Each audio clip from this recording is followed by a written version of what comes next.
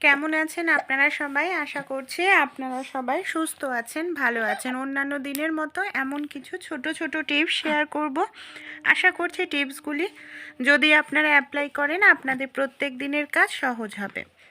আমাদের বাড়িতে যে এই ধরনের শীতের সোয়েটার, চাদর বা আমরা যেগুলো ব্যবহার করি, উলিকট, অনেক সময় কি হয়, এই যে জামা কাপড়ের মধ্যে না ছোট ছোট ছোট ছোট মতো গুটি গুটি উঠতে থাকে। এতে দেখতে কিন্তু ভীষণ বাজে লাগে, অনেক বছরের পুরনো মনে হয় নতুন জামা কাপড়ও। কীভাবে পরিষ্কার করবেন? আমাদের বাড়িতে যে রেজার থাকে, মানে দাড়ি কাটার রেজার নিয়ে নিন। তারপর যেরকমভাবে মানে দাড়ি কাটা হয় ঠিক সেরকমভাবেই ধীরে ধীরে করে টানতে হবে, জোরে নয়। দেখুন এইভাবে ধীরে ধীরে যদি আমরা টানতে থাকি, সোয়েটার, চাদর বা কোনো গেঞ্জির থেকে এইভাবে গুটি গুটি উঠলে আপনারা খুব সহজেই পরিষ্কার করে নিতে পারবেন। এই দেখুন কত সুন্দরভাবে হাতার মধ্যে প্রচুর এরকম গুটি ছিল, সেগুলো পুরোপুরি পরিষ্কার হয়ে গেল। এইভাবে পুরো জামাটাই পরিষ্কার করব। ভালো লাগলে ট্রাই করে দেখবেন। হ্যান্ড ওয়াশ কম বেশি আমরা প্রত্যেকেই ব্যবহার করে থাকি। অনেক সময় কি হয়, অনেকের বাড়িতেই দেখা যায় ছোট বাচ্চা থাকে। ছোট বাচ্চা থাকলে ছোট বাচ্চারা কি করে, অনেক সময় দুষ্টুমি করতে করতে দেখা যায় বারবার হ্যান্ড ওয়াশ বের করে, লিকুইডটা বারবার বের করে হাত ধোয়। এতে হাতও রুক্ষ হয়ে যায়, হ্যান্ড ওয়াশটাও কিন্তু নষ্ট হয়। বাচ্চাদেরকে তো আর সবসময় বকাঝকা করা যায় না, না? তাই আপনারা এই ছোট্ট টিপসটি কাজে লাগাতে পারেন। আমাদের বাড়িতে যে জামা কাপড়ের ক্লিপ থাকে, হ্যান্ড ওয়াশের যে পাইপটা আছে সেই পাইপটায় এইভাবে ক্লিপটা লাগিয়ে নিন। পাইপটায় ক্লিপটা লাগালে কি হবে, যতই চাপাচাপি করুক পাইপটা কিন্তু আর নিচে নামবে না, হ্যান্ড ওয়াশের এক ফোঁটাও বের হবে না। হ্যান্ড ওয়াশটাও অপচয় হলো না, বাচ্চাদেরকেও বকার প্রয়োজন পড়লো না। পেন আমরা কম বেশি প্রত্যেকে ব্যবহার করি। পেনের যে ঢাকনা থাকে, পেনের কালি শেষ হলে ঢাকনা সমেত ফেলে দিই। তো এই ধরনের পেনগুলো ঢাকনা ফেলবেন না। আমাদের বাড়িতে যে জামা কাপড় আমরা দড়িতে মেলি, আমরা এই ধরনের ক্লিপ ব্যবহার করি। ছাদেই হোক বা যেখানেই হোক, অনেক সময় অনেক জামা কাপড় থাকে, অনেক সময় দেখা যায় অনেক জামা কাপড়ের সেই মতো ক্লিপ থাকে না। তাই পেনের যে কালি শেষ হয়ে যায়, ঢাকনা সমেত ফেলে না দিয়ে পেনের ঢাকনাগুলোকে আমরা জামা কাপড়ের ওপরে এইভাবে যদি লাগিয়ে দিই, ক্লিপের কাজ করবে। অতিরিক্ত এক্সট্রা ক্লিপ কেনারও প্রয়োজন পড়বে না, আর জামা কাপড়গুলো দড়ির থেকে নিচে পড়ে নোংরা হবে না। টাকাও বাঁচবে, আমাদের জিনিসও ভালো থাকবে। অনেক সময় হয় রান্নাবাড়ি করতে গেলে মেজোতে তেল পড়ে যায় বা টমেটো সস পড়ে যায়। কোনো কাপড় দিয়ে যদি আমরা সেটা পরিষ্কার করতে যাই, দেখা যায় কাপড়টা নোংরা হয়, আমাদের খাটনি বেড়ে যায়, কাপড়টা আবার পরিষ্কার করতে লাগে। কোনো রকম খবরের কাগজ বা নর্মাল একটি কাগজ নিয়ে নিন, খুন্তি নিয়ে নিন।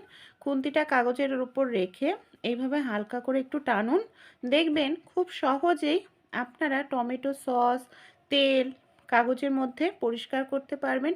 কোনো কাপড় আপনাদের ব্যবহার করতে হবে না। অনেক সময় এই যে গ্যাসের সিলিন্ডারের ক্যাপটি খুলতে আমাদের খুবই কষ্টর মধ্যে পড়তে হয়। বাড়িতে যদি বয়স্করা কেউ থাকে তাদের জন্য কিন্তু এটা আরও বেশি কষ্টকর। নেল কাটার আমাদের প্রত্যেকের বাড়িতেই থাকে। নেল কাটারের ভেতরের যে আংটাটা, এটাকে এইভাবে বের করে নিন। এটার সাহায্যেই খুব সহজেই কিন্তু আমরা গ্যাসের সিলিন্ডারের যে ক্যাপটা সেটাকে খুলে নিতে পারবো। সবার প্রথমে গ্যাসের সিলিন্ডারের যে ক্যাপটা লক করা থাকে কাগজটা আমি খুলে নিলাম এইভাবে। এরপর ক্যাপের সামনে যে আংটাটা আছে তার মধ্যে এইভাবে আমি নেল কাটারটাকে ঢুকিয়ে নিচ্ছি। এই দেখুন এইভাবে ঢুকিয়ে কোনো রকম শক্তি প্রেসারের প্রয়োজন নেই, ওপর থেকে হালকা করে টান দিলেই ব্যাস সিলিন্ডারের ক্যাপ আপনারা খুলে ফেলতে পারবেন। আলুর খোসা অনেক সময় ছাড়াতে না অনেকটা সময় লেগে যায়, ছুরি বটি দিয়ে ছাড়ালেও নতুন আলুর খোসা তো একেবারে পাতলা হয়, খোসার সঙ্গে আলু উঠে আসে। আমাদের বাড়িতে যে এই ধরনের চা ছাঁকনি থাকে, চা ছাঁকনি নিয়ে নেবেন। চা ছাঁকনি পুরনো হোক, যে কোনো চা ছাঁকনির হ্যান্ডেল দিয়ে এইভাবে যদি আপনারা আলুর খোসা ছাড়ান, খুব দ্রুত তাড়াতাড়ি আলুর খোসা আপনারা ছাড়িয়ে ফেলতে পারবেন। আর এইভাবে খোসা ছাড়ালে খোসার সঙ্গে একটু আলু কিন্তু আপনাদের নষ্ট যে এই ধরনের সুতোর যে রিলগুলো থাকে না, অনেক সময় এইভাবে রেখে দিলে সুতোগুলো জড়িয়ে পেঁচিয়ে যায়, বেশ কিছুটা আমাদের সুতো কিন্তু নষ্ট হয়ে যায়। তাই ছোট্ট কাজটি করবেন, সুতোর যে রিলটা আছে সুতোর রিলের মাথার দিকে এইভাবে একটু ছুরি দিয়ে কেটে নেবেন। তারপর সুতোর মাথাটাকেই কাটা অংশের ভেতরে ঢুকিয়ে দেবেন। দেখবেন এতে আপনাদের সুবিধা কি হবে, সুতোটা কিন্তু আর মাথার ভেতর ঢোকানোর পর আর বেরিয়ে আসবে না, এমনকি সুতোটা নষ্ট হবে না, জড়িয়ে পেঁচিয়েও যাবে না। যখন প্রয়োজন মাথাটা খুব সহজেই খুঁজে পাবেন। পরের যে টিপসটি শেয়ার করছি বন্ধুরা, আটা নিয়ে। রুটি আমরা কম বেশি প্রত্যেকেই খাই।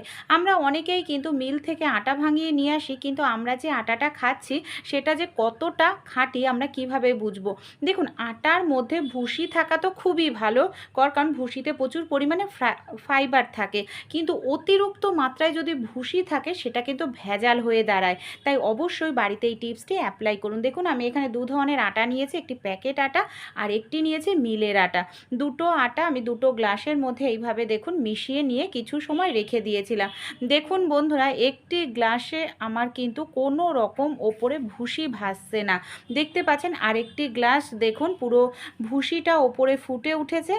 তার মানে বোঝা যাচ্ছে যেটা ভুসি বেশি পরিমাণে রয়েছে এতে কিন্তু ভুসির পরিমাণটা বেশি, কারণ অতিরিক্ত ভুসি থাকাও কিন্তু সেটার ভেজালের মাত্রা বেশি হয়ে যায়। পরের টিপসটি তাহলে চলুন আমরা দেখে নিই।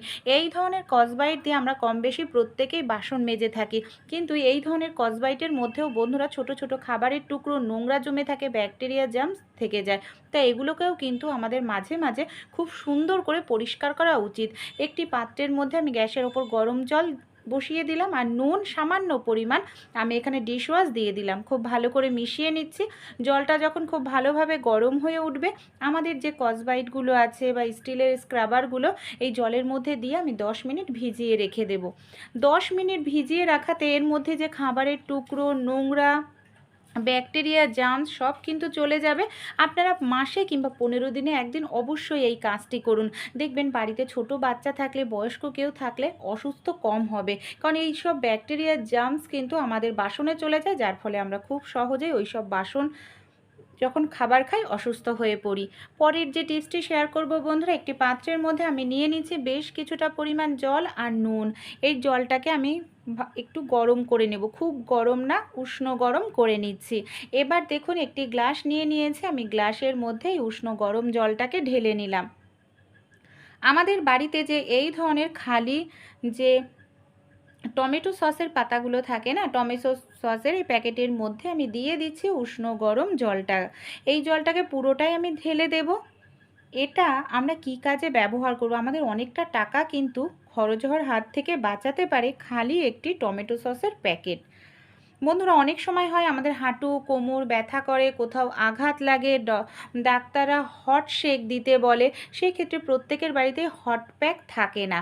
আর টমেটো সসের এই প্যাকেটের মধ্যে যদি গরম জল রেখে আমরা শেক দিই, জলটাও বেরাবে না, অনেকক্ষণ শেক দিতে পারবো, এমনকি আমাদের হট প্যাক কেনার টাকাটা বেঁচে যাবে। পরের যে আমাদের যে সিঙ্কগুলো থাকে না, আমরা যখন সবজি, মাছ, মাংস ধুই, বাসন মাজি, সিঙ্কটা না একেবারে নোংরা হয়ে যায়, বাজে দুর্গন্ধ চলে আসে, বহু বছরের পুরনো মনে হয় দেখে। সামান্য পরিমাণ আপনারা নিয়ে নেবেন সাদা কালারের টুথপেস্ট, যে কোনো সাদা কালারের টুথপেস্ট নিয়ে নেবেন। আমি এখানে লেবুর খোসা নিয়েছি। টুথপেস্ট আর লেবুর খোসা দিয়ে আমি সিঙ্কটাকে খুব ভালো করে ডলে নিচ্ছি। যেহেতু স্টিলের সিঙ্ক বন্ধুরা, আমরা যদি এইভাবে সাদা কালারের টুথপেস্ট আর লেবুর খোসা দিয়ে 15 দিনে একদিনও পরিষ্কার করি, আমাদের সিঙ্কটা একেবারে নতুনের মতো চকচক করবে। যত দাগ ছোপ আছে, এমনকি শ্যাওলা ভাব চলে এসে, সেগুলো পুরোপুরি উঠে যাবে। দেখুন আমি খুব ভালো করে ডলে নিলাম বন্ধুরা। এবার আমি আপনাদের সিঙ্কটা জল দিয়ে খুব ভালো করে ধুয়েও দেখাবো। ছোট্ট টিপসটি বন্ধুরা আপনারা অ্যাপ্লাই করবেন। প্রথমে রেজাল্ট দেখেছেন কীরকম ছিল, ধোয়ার পর বন্ধুরা এবার আপনারা রেজাল্টটা দেখুন। ভালো লেগে থাকলে অবশ্যই একবার হলেও অ্যাপ্লাই করবেন। পরের যে টিপসটি, অনেক সময় ভাজাভাজি করার পর বেশ কিছুটা তেল আমাদের বেঁচে যায়, তেলের মধ্যে ভাজার টুকরো থাকে, নোংরা তেলে এই তেলটায় রান্না করলে যে কোনো তরকারিও কিন্তু ভালো লাগবে না, সেই নোংরাটা চলে যাবে। একটি পাত্রের মধ্যে ছাঁকনি নিয়ে এইভাবে তেলটাকে ছেঁকে নেবেন। তারপর আপনারা তরকারি করবেন, দেখবেন তরকারিটাও ভালো কালার হবে, এমনকি এই পোড়া জিনিসগুলো আমাদের বাতিল হয়ে যাচ্ছে, সেটা তরকারির মধ্যে যাবে না। পরের যে টিপসটি শেয়ার করব, দুধ খাওয়া স্বাস্থ্যের জন্য ভীষণ উপকার, কিন্তু অনেক সময় দেখা যায় বাচ্চারা রোজ রোজ দুধ খেতে একদম পছন্দ করে না। আর দুধ খেলে অনেকেরই দেখা যায় বন্ধুরা গ্যাস অম্বল হয়ে যায়, অ্যাসিডিটি হয়ে যায়। সেক্ষেত্রে ছোট্ট টিপসটি অ্যাপ্লাই করবেন। এখানে দেখুন আমি নিয়ে নিয়েছি এলাচ। এলাচ আমাদের প্রত্যেকের বাড়িতেই থাকে। আমি এলাচ কিন্তু এখানে গুঁড়ো করে রেখে দিই। সামান্য পরিমাণ আমি দুধের মধ্যে দিয়ে দেব এলাচ গুঁড়ো।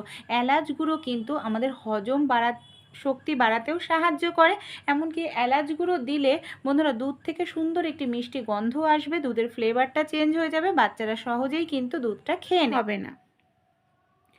বাজার থেকে আমরা যখন বেগুন কিনে নিয়ে আসি, অনেকেই যারা নতুন বাজার করছেন, আমরা অনেকেই বুঝতে পারি না যে বেগুনটা কচি আছে কিনা বা বেগুনটার মধ্যে মানে বীজ হয়ে গেছে কিনা। যখন বেগুন কিনবেন হাতে নিয়ে দেখবেন যে বেগুনটা হালকা হয়, সেই বেগুনের মধ্যে কিন্তু বীজ কম থাকে, কচি হয়। হাত দিয়ে হালকা করে এইভাবে চাপলেই দেখবেন বেগুনটা নরম মানে ডেবে যাচ্ছে, নিচু হয়ে যাচ্ছে, তাহলে বুঝবেন বেগুনটা একেবারে কচি, এমনকি খেতেও ভালো লাগবে। এই ধরনের পুরনো তালা আমাদের কম বেশি প্রত্যেকের বাড়িতেই থাকে। তালার সাহায্যে খুব দ্রুত তাড়াতাড়ি কিন্তু আমরা রুটি তৈরি করে নিতে পারি বেলন চাকি ছাড়াই। এখানে আমি একটি কাগজ কেটে নিয়েছি, রুটি তৈরি করার লেচি দিয়ে দিয়েছি। এইভাবে দেখুন ওপর দিয়ে আরও একটি কাগজ দিয়ে দেব। আমাদের বাড়িতে যে পুরনো তালা থাকে, তালার সাহায্যে এইভাবে কিন্তু খুব দ্রুত তাড়াতাড়ি আমরা রুটি বেলে নিতে পারি, বেলন চাকির প্রয়োজন পড়ে না। এই দেখুন, তা আপনাদের রুটিটাও কিন্তু পারফেক্ট তৈরি হবে। এই দেখুন কত সুন্দর রুটি আমাদের এখানে তৈরি হয়ে গেল। ভালো লাগলে ট্রাই করে দেখতে পারেন। একটি সেফটি পিনই আমাদের এমার্জেন্সি সময় মুশকিল কাজ সহজ করে দিতে পারে। কিভাবে? আমাদের প্রত্যেকের বাড়িতে স্মার্টফোন আমরা ব্যবহার করি, অনেক সময় সিম খোলার প্রয়োজন পড়ে কিংবা মেমোরি কার্ডের প্রয়োজন পড়ে। সেক্ষেত্রে এই ধরনের ফোনগুলো পুরনো হয়ে গেলে অনেক সময় পিন হয়তো হাতের কাছে থাকে না বা যত্ন করেও আমরা রাখি না। সেফটি পিন দিয়ে পিন যেখানে খোলার জায়গা হালকা করে চাপ দেবেন, জাস্ট একটুখানি টাচ করলেই দেখবেন খুব সহজেই সিমটাকে আপনারা খুলে ফেলতে পারবেন। ভালো লাগলে টিপসটি ট্রাই করে আপনারাও দেখতে পারেন এমার্জেন্সি সময়। দুধ আমরা যে পাত্রে জাল দিয়ে থাকি, অনেক সময় কি হয় পাত্রের মধ্যে প্রচুর সর দুধ লেগে থাকে, তাই এটাকে আমরা ধুতে বের করলে আমাদের ঘষে ঘষে পরিষ্কারও করতে হবে, দুধ সরটাও নষ্ট হবে। তাই এখানে দেখুন আমি নিয়ে নিলাম বেশ কিছুটা আটা, একটি গ্লাসের সাহায্যে, যেহেতু গরম জল নিয়েছি তাই এখানে গ্লাসের সাহায্যে আপনারা যদি গোল গোল ঘোরাতে থাকেন দেখবেন আপনারা খুব সুন্দরভাবে আটাটা মেখে নিতে পারবেন।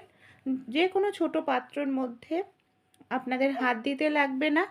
আর এইভাবে আটা মাখলে কি হবে, দুধের যে সরটা আছে সেটাও কিন্তু আটার মধ্যে লেগে থাকবে, মানে লেগে যাবে, রুটি করলেও রুটিটা খেতে ভালো লাগবে, পাত্রও পরিষ্কার হবে। এখানে আমি নিয়ে নিচ্ছি বেশ কিছুটা পরিমাণ দেখুন পাউডার, তারপর লিপস্টিকের মুখে পাউডারটাকে লাগিয়ে নিলাম। এবার কি করব, আমরা অনেকেই দেখা যায় ম্যাট ফিনিশ লিপস্টিক থাকে না, নর্মাল অয়েলি লিপস্টিকগুলো ঠোঁটে যদি লাগাই কিছু সময় পর উঠে যায়। তো এইভাবে লিপস্টিকে পাউডার লাগিয়ে নিয়ে লিপস্টিকটা ব্যবহার করলে অনেক সময় ঠোঁটে থাকবে আর দেখতেও ভালো লাগবে, ম্যাট ফিনিশের মতোই হয়ে যাবে। ভালো লাগলে ট্রাই করে দেখবে। আমাদের বাড়িতে যে এই ধরনের ফটোগুলো থাকে না, দেখা যায় ফটোগুলোকে আমরা এখানে সেখানে রেখে দিই, যখন প্রয়োজন তখন আর খুঁজে পাই না বা ফটোগুলো নষ্ট হয়ে যায় পেপারে থাকলে।